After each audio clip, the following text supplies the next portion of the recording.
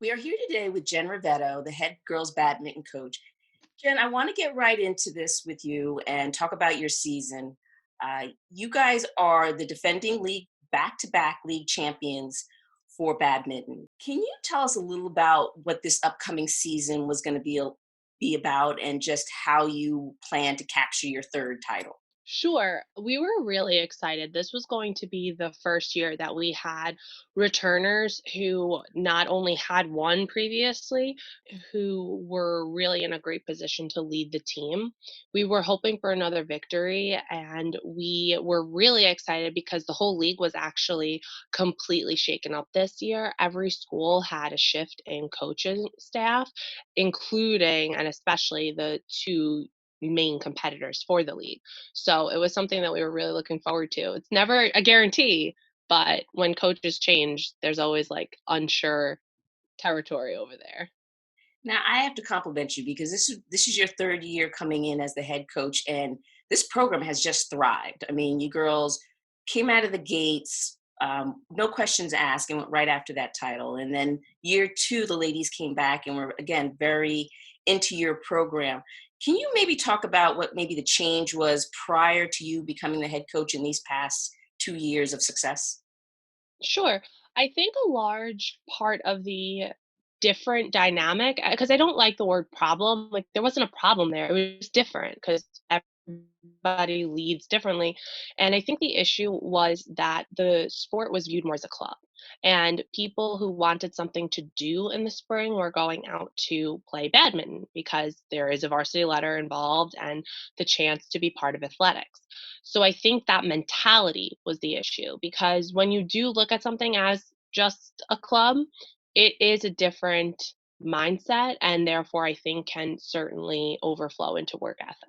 Again, they viewed it as a club, but your numbers of girls that come to try out are impressive. I mean, you've got 80 plus girls trying out for two teams, a varsity and a JV. What's the feeling like in there when you have that many girls trying to narrow down the numbers? Chaos. That's the number one word that comes to mind because don't forget we're splitting our school's gym into half. We share the gym with boys volleyball. So we have our gym is designed to have 6 full badminton courts, and during a normal, let's say, match, we have 4 of them taped up. So we use the 3 by, the athletic trainer side of the office and 1 on the closest side to where the phys ed office is, so that's nice and spread out, lots of room. For tryouts, we're just on the side by where the athletic training office is, and we're all in there compact. So now I'm trying to see girls with their rackets and the birdies, and just can they do some sort of physical training like sprints or a drill or something like that. And having that kind of space for 80 girls is really tough. It's loud, they can't hear me, and a lot of times they have questions and I can't hear them. So it's definitely an interesting experience. It does get better by like day 3 because in reality, just like any sport, there are girls that don't come back after day 1 because I do run on day 1.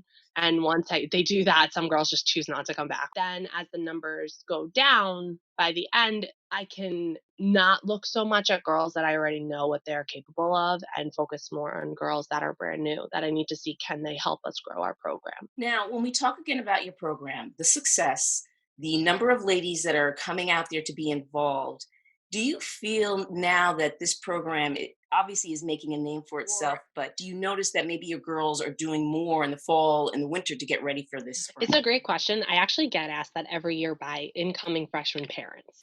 They always want to know what can my daughter do or what should I do? Like this year I even had one girl I knew of who was getting training at some facility in Flushing in preparation for this year's tryouts because she was new to the program and wanted to give it her best shot. So that's like the extreme case. We have to focus on what's possible. What's possible is not really gym space. The winter is boys basketball 3 teams, girls basketball 3 teams, rentals for basketball. So, the chance of me getting gym space after school like I would need for the girls is not necessarily going to happen. And that we know of because even the week of tryouts have been a challenge at times because let's say basketball makes postseason, sometimes that extends and crosses over. So as a program for ourselves, that's something that right now we're not really able to do. Because what we also have to see is the flip side. Unlike many of the other sports, a lot of our girls are girls that maybe don't have transportation whenever they want it. If they don't catch that late bus, they don't get home. But I do know that girls in the program, now what I'm seeing is more and more who are fall athletes coming out. Soccer girls, because of their familiarity with me and the program, or volleyball girls. So they're doing physical training and preparation for athletics in general most of the year. Now, you mentioned in the fall you also coach girls soccer, and this was your first year with the varsity. I know you are generally the freshman head coach. And speaking with some of your athletes, they talk about and they love it how competitive you really are.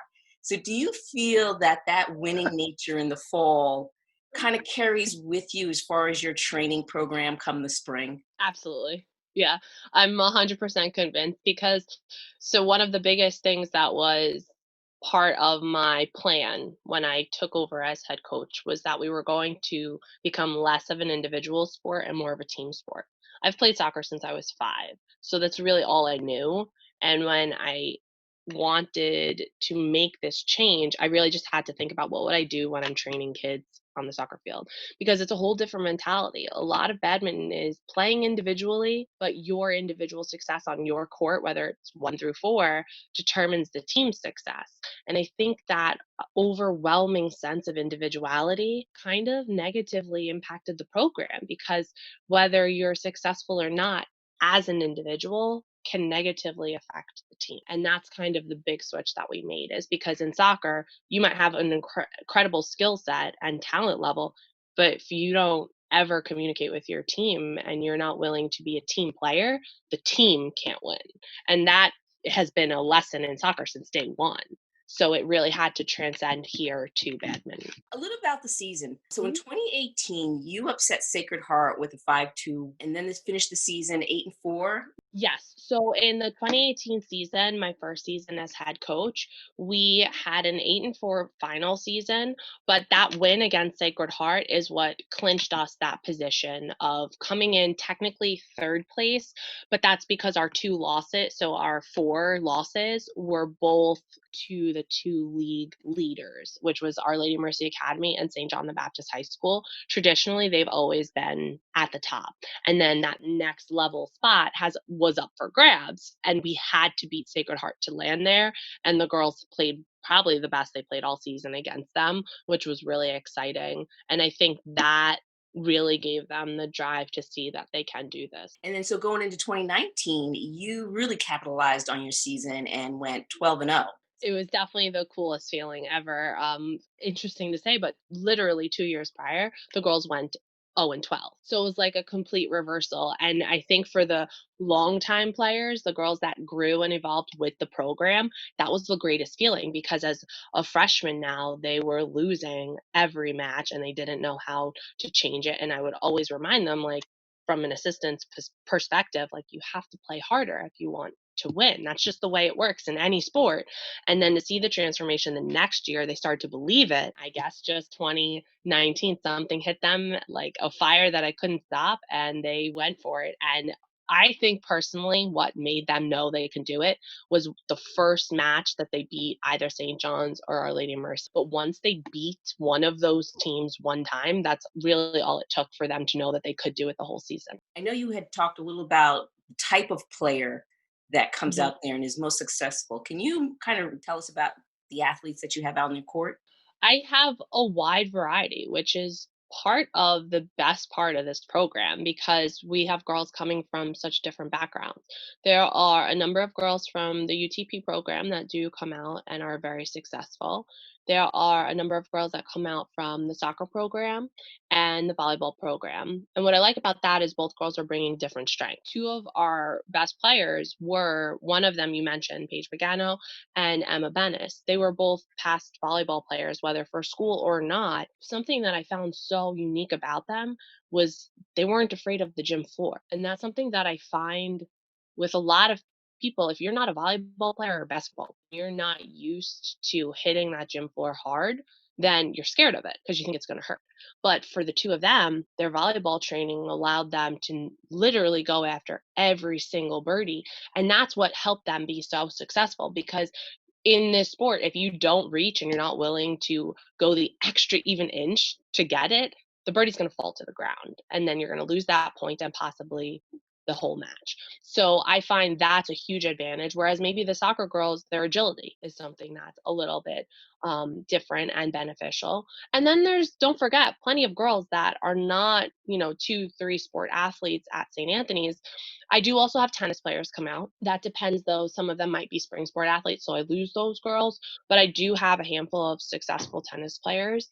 In the past, one of our best players was Marina DeVito. She was an all-star tennis player and an all-star badminton player. She literally every season probably went 11-0. There was always like maximum one match she lost. And then there's the girls who just really like badminton. And they just decided one day I had Mr. Roveto for class or I knew her from something. I'm going to go try out.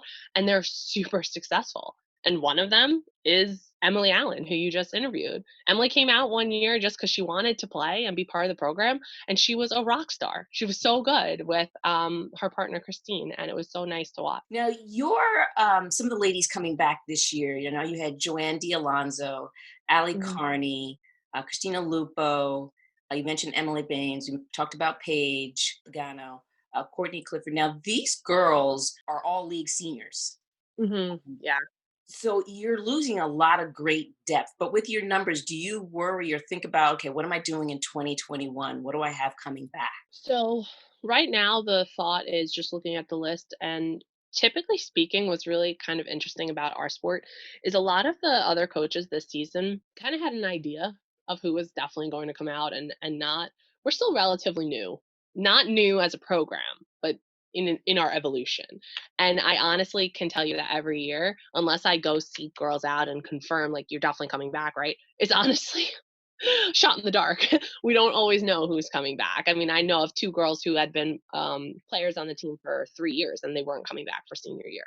So everybody's situation changes. I do know of a handful of girls that were really looking forward to coming back and will be rising seniors, and they do plan on returning for 2021. So I'll still have a chunk of players who are not going to be deemed new to the program.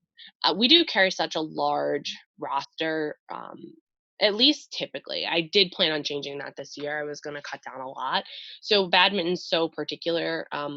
In terms of varsity, the first 11 play, and that's a ranking list. And then the next 8 are JV, and that's also a ranking list. You can't make substitutions or changes. So, really, if you carry a huge back end of the roster, those girls never really get to see game time. And that's not, in other sports where you tell the kids just work harder and maybe you'll get some time. It doesn't work that way for us. So it's a lot of downtime and sitting time, and that does deter some of the girls, even though up front I tell them that. So I'm hoping that section of the roster, because they'll be now familiar with the rules and how to play, does see this as an opportunity to come back for 2021 and possibly make one of the two rosters. Now, when we talk about the ability on that court and these ladies being successful, what's our league look like when it comes to badminton? Because again, we don't know a whole lot about badminton. Who's our arch rival? I would say it's definitely tied between St. John the Baptist and Our Lady of Mercy Academy. In terms of skill level and fierce competitiveness for the sport, they're the top of the program there. Now, one thing I'd love for you to share with our audience is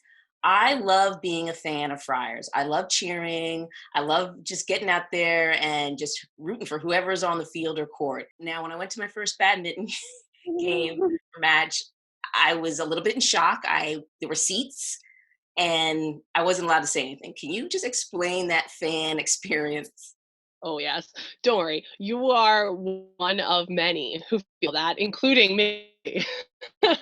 It was the hardest adjustment coming to this sport, after being in the soccer world for so long.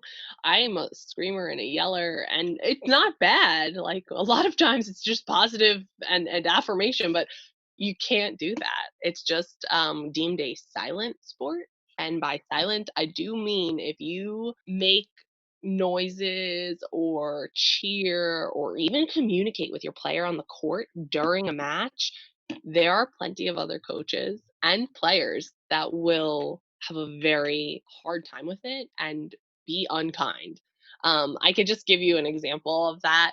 My very first year, it would be 6 years ago now, I guess. Brother Vincent, in as wonderful as he is, stayed after school to come to one of our matches because he knew some of the girls from campus ministry, and he cheered on one of the girls. And the other coach, I will not name the school, turned and yelled at. And I was just so taken back by it because, first of all, it's not like it made or break, was going to make or break anything in that situation. And it was a genuine mistake. So that's the best example I have of how some people do take it incredibly seriously. If a girl makes a mistake at the first few points, I have to watch it happen 21 times before I can correct her during the break between the two games. It's really a huge adjustment and a challenge for anyone who's unfamiliar. I've heard Well, I definitely invite everyone next spring to come out and watch our ladies play in silence and, maybe bring your signs and root them on. But it's definitely, our team is impressive where they've come from and where they are now. And being a fan is fabulous for badminton. So, badminton is sort of the secret weapon when it comes to athletics because you're so successful. Nobody thinks about it. And you guys are on top. we Right? try really hard. The girls make it, so worth it because they have that desire to win and they want to do it. And I'm indebted to them because we wouldn't have the program we do today if the girls that you interviewed and spoke to and named in this program didn't stand by us for the last 4 years because we lost a lot. And you have to be able to work hard to overcome that. And they did. And if they all abandoned, who knows how long the building process would have taken. Again, thank you to all you ladies that are involved in this program. And Jen, thank you to you. Well, I said this has been exciting, learning more about badminton, our program. And again, hopefully people will get more involved. I don't know if that's good or bad when it comes to the silence and the numbers, but we're here and Thank you so much. We're happy to, keep working hard, and I'm glad we could be here.